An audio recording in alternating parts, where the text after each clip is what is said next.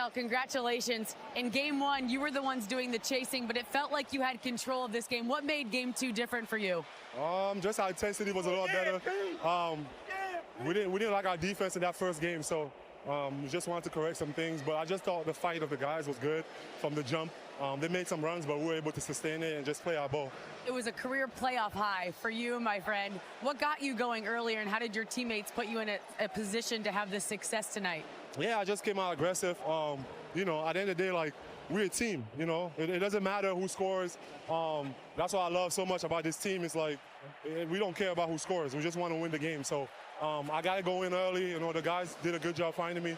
And again, another night is going to be somebody else. That's what makes it special. Another thing that's spectacular and special is you are 6-1 on the road in this postseason. What is it about being on the road, that extra noise or the opposing fans that settles this team in? I think, we know that nobody's picking us to win this game. So we just go out there. We know that, we got our team. That's all we got. And, we don't really care about nothing else. But our teammates, the coaching staff doing a great job preparing us for those moments. And we just play ball, like, at the end of the day, and that's all it is, a home or away. We just want to play. The chip on the shoulder is working. Thanks, Pascal. We'll see you in India. Thank you. Hey, man.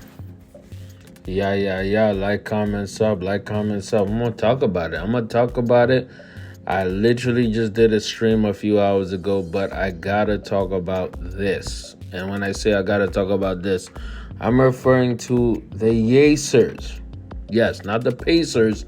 Not the Indiana Pacers, it's the Yacers. Yes. I have to follow the meme. Maybe I don't have to follow the meme, but I got to talk about it. Like, comment, subscribe, people. The Pacers winning against the Knicks 114-109. And why am I talking about this? Why am I dealing with this? It's because the Yacers actually showed up, and they are up 2 games.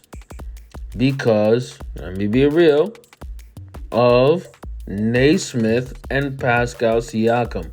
And this is not what people would normally think. This is definitely not what most people would think.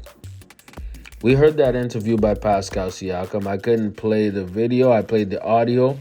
The fact remains is that Siakam went absolutely crazy and dummy with 39 points, 5 rebounds, 3 assists.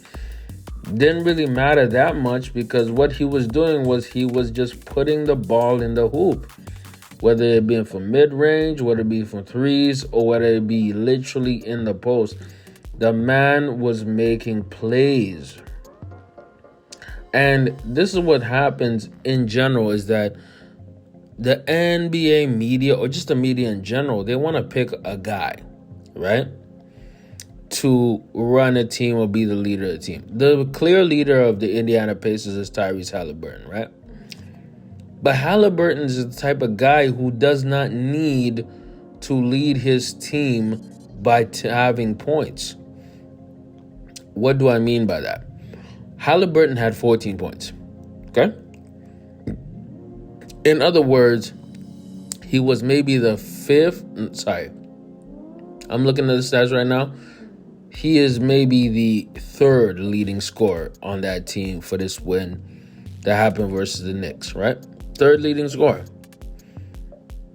Led the team in assists. And he always leads the team in assists because he's more of a playmaker.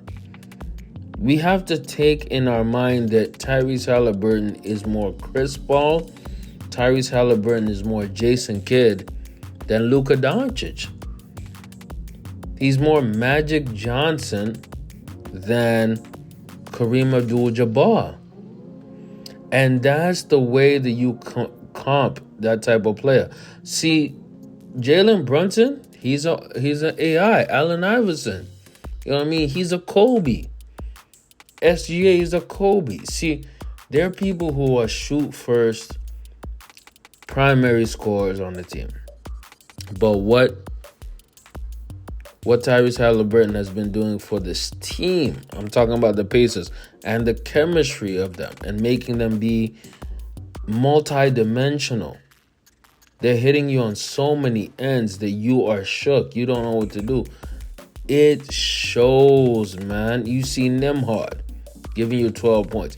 You see Naismith giving you another 12 points, 7 boards. You see TJ McConnell coming off the bench giving you 10 points. You see multiple players on the Pacers team. You have 6 players in double figures. And the Knicks, on the other hand, as much as they were battling and fighting on home court, they had about 4 people in double points. 4. Not all the starters even. Josh Hart was out there just getting rebounds. That's it. And that's the problem, man. That's the problem. The problem is a lot of modern NBA players are not playing a lot of team basketball. Shout out to Pascal Siakam for saying the truth is this: it doesn't matter who scores. It does not matter who scores, because what matters, again, to the Pacers is the dub. And let me say this. I personally want the Knicks to win this series. You know what I mean? Sunday, 7:30 p.m. Eastern. Me and Unc Hefe, we're going to talk a lot of basketball. We're going to have a lot of debates. I personally want the Knicks to win this series, but they are not going to win this series. I hate to say it. I don't want to say it, but they will not win this series. Why will they not win this series? They don't play as much team basketball as the Pacers. That's just the facts. They don't play good enough defense as the Pacers. That is a fact. So much so that this entire series, for the first 2 games, the Pacers been targeting Brunson and Towns defensively. In other words, they will go towards Jalen Brunson because they know Jalen Brunson will make a defensive mistake. What am I talking about? Naismith. Naismith literally ran into Jalen Brunson because he knew this was about 40, 50 seconds left in the game, because he knew Jalen Brunson would make a horrible defensive move like grabbing Naismith's shirt right in front of the refs, and that would mean that the Pacers get the ball with about 3 points into the game, get some free throws, they make the free throws, and the game is iced.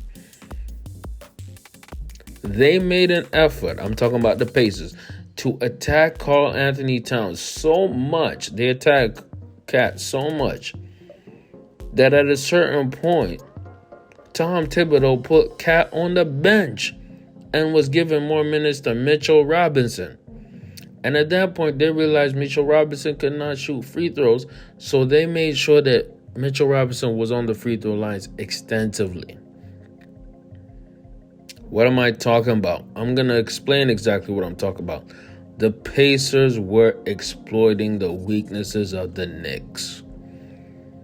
And these are things that the Knicks usually do. So it was a Uno reverse card. And that's what makes the Pacers so dangerous, man. Let me know how y'all feel about it. Big J TV, the goddamn Indiana Pacers going to the finals. And either a gentleman's sweep or a regular sweep. Crazy. Get in the comments, man. Like, comment, sub them out.